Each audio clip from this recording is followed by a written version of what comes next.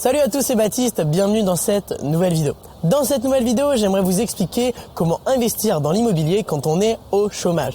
Alors, loin de moi l'idée de vous vendre du rêve, je vais être complètement rationnel et pragmatique dans cette vidéo et vous partager des stratégies qui sont puissantes et qui marchent réellement. Donc voilà. Mais avant toute chose, abonnez-vous à la chaîne YouTube pour ne rater aucune de mes futures vidéos. Cliquez sur la petite cloche pour recevoir une notification à chaque fois que j'en sors une nouvelle et on va commencer tout de suite dans le vif du sujet. Alors peut-être qu'à l'heure actuelle, vous êtes au chômage, vous êtes dans une situation peut-être un petit peu délicate au niveau du travail, peut-être que c'est volontaire, peut-être que c'est involontaire et cela vous regarde complètement. Mais voilà, je sais aussi, j'ai eu écho à de nombreuses personnes qui étaient dans cette situation, qui me disaient « Mais Baptiste, est-ce que c'est possible d'investir dans l'immobilier quand on est au chômage ?» Et c'est un sujet qui est très peu abordé. Et aujourd'hui, j'aimerais vraiment vous partager une stratégie qui marche et que vous allez pouvoir mettre en place, même si il faut en être quand même conscient. C'est une situation qui est bien plus difficile que quelqu'un qui a un CDI payé 1 500 € par mois, cela depuis 1 an. Et voilà, ça va être plus difficile, ça va être plus délicat. Mais voilà, tout est possible, encore une fois.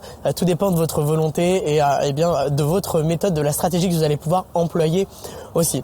Alors, cette stratégie, c'est un petit peu comme les étudiants. Vous n'avez pas de revenus. Donc, vous devez obligatoirement de compter sur quelqu'un d'autre. Et moi, ce que je vous recommande, c'est clairement de vous associer en fait avec quelqu'un qui va apporter sa situation. Typiquement, vous êtes un homme, vous êtes une femme, vous avez votre conjoint qui a un CDI, vous êtes au chômage, vous allez tout simplement vous associer dans une SCI.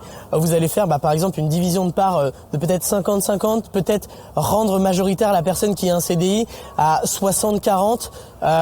Encore une fois, tout dépend. Essayez d'en avoir le maximum. Au maximum, vous pourrez avoir la moitié. Ça sert à rien d'être majoritaire si vous n'avez pas la situation idéale, puisque ça passera difficilement au niveau des banques. Et en fait, la personne, par exemple, que ce soit un ami, que ce soit votre conjoint, que ce soit, je sais pas, par exemple, vos parents, si vous êtes au chômage et que vous êtes jeune, vont pouvoir en fait amener leur situation professionnelle, leur CDI, qui vont leur permettre de lever une certaine somme. Et vous allez être aussi dans la SCI et bénéficier de cela.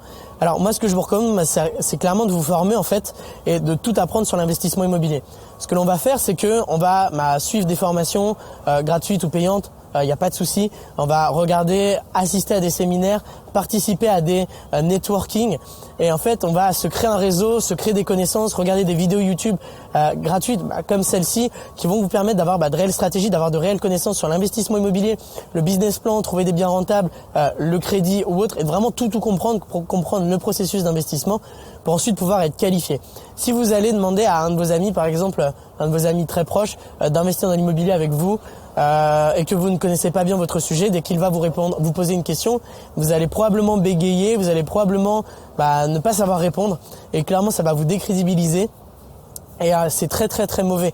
Et si vous n'êtes pas percutant dès la première fois, dès la première question, vous ne le serez probablement jamais. Et ça c'est vraiment problématique, donc je vous recommande de faire vraiment attention à ça, de prendre probablement peut-être plusieurs mois pour vous former, vraiment bien connaître votre sujet et ensuite on va aller démarcher en quelque sorte quelqu'un qui vous intéresse, quelqu'un de confiance, parce que voilà, sélectionner cette personne c'est aussi tout un travail et quelqu'un de confiance qui a la situation et qui est aussi un peu ouvert d'esprit, parce que voilà, quand on peut dire on peut vivre de ses loyers sans argent en commençant à partir de zéro, ça peut paraître bizarre pour certains et il va falloir faire tomber beaucoup de croyances limitantes.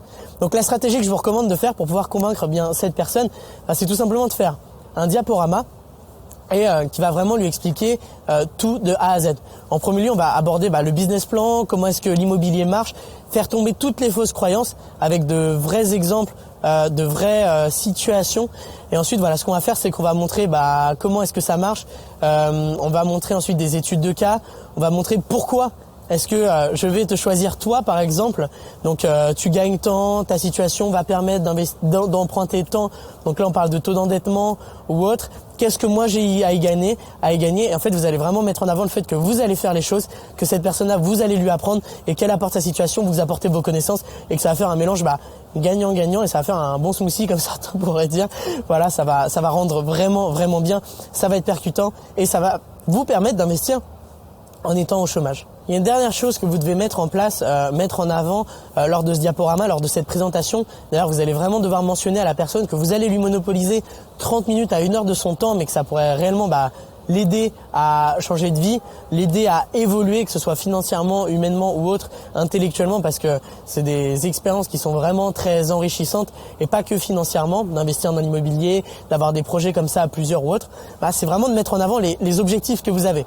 Et ces objectifs, qu'est-ce que ça va pouvoir lui amener? Quelle est la finalité? Combien est-ce qu'il va pouvoir gagner? En combien de temps? Et c'est vraiment ce que vous devez mettre en place, vos objectifs, et ensuite la stratégie qui va répondre à ces objectifs-là. Donc voilà, une autre chose que je pourrais vous dire avant de terminer cette vidéo et qui est vraiment importante, c'est que voilà, certaines fois, être au chômage, c'est un choix. Donc pour probablement la grande majorité des gens qui regarderont cette vidéo, ça n'en est pas un. Mais si ne serait-ce qu'1% de ces personnes-là, c'est un choix, ça pourrait peut-être les aider ce que je vais vous dire. De mon avis, il est préférable de trouver un CDI par exemple, même moins bien payé que ce que vos compétences peuvent vous permettre d'avoir, un travail qui vous sous-estime peut-être un petit peu. Voilà, si vous avez un bac plus 5 et que vous faites un travail digne d'un bac plus 2, c'est pas grave. En fait, ce qui compte, c'est d'avoir un salaire de 1300, 1400 euros et gardez-le un an, même si c'est pas forcément ce qu'il y a de plus sympathique au quotidien, ça va vous permettre d'investir. Et moi, ce que je dis, c'est qu'il vaut mieux sacrifier un an de sa vie à faire un travail qui ne nous plaît pas forcément, investir dans l'immobilier, se bouger en quelque sorte, passer à l'action, avoir des résultats et se créer des revenus récurrents et du patrimoine pour ensuite pouvoir ne plus avoir à travailler de toute sa vie, le reste de sa vie, et pouvoir faire des choses qui nous plaisent, comme par exemple voyager, passer plus de temps avec les gens que l'on aime, faire pratiquer nos passions, que ce soit les sports motorisés, que ce soit la couture, le courir ou le sport, ce que vous voulez, ou tout simplement aider, découvrir de nouvelles cultures dans différents pays, faire de l'humanitaire, voilà. Chacun son pourquoi, vous avez différentes possibilités, mais ce qui compte, c'est vraiment de se dire, je vais sortir de ma zone de confort. Certes, ça va être une situation inconfortable, mais d'un autre côté, je vais faire les choses et je vais avoir des résultats. Et voilà, sur le court terme, c'est inconfortable, sur le long terme, ma vie va complètement changer. Et voilà, au début, on vous dira, mais pourquoi est-ce que tu fais cela? Et après, on vous demandera comment est-ce que vous avez fait. Donc voilà, si vous regardez cette vidéo, c'est probablement que vous vous intéressez du coup à l'investissement immobilier.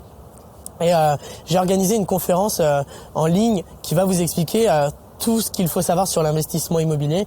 Alors on parle pas forcément de comment investir en étant au chômage, mais ça va vous permettre de comprendre comment investir quand on a par exemple un CDI ou autre, et de pouvoir mettre cela en avant avec la personne que vous souhaitez convaincre. Donc cette conférence, elle dure un peu plus d'1h30, elle va tout vous expliquer, que ce soit de la recherche du bien rentable au financement ou autre, et je répondrai même à vos questions à la fin. Donc voilà, j'espère que vous avez apprécié cette vidéo. Si c'est le cas, mettez-moi un like, abonnez-vous à la chaîne YouTube pour ne rater aucune de mes futures vidéos. Cliquez sur la petite cloche pour recevoir des notifications dès que j'en sors des nouvelles. Et sur ce, je vous dis à tout de suite dans la conférence ou à bientôt durant une vidéo YouTube. Ciao, ciao!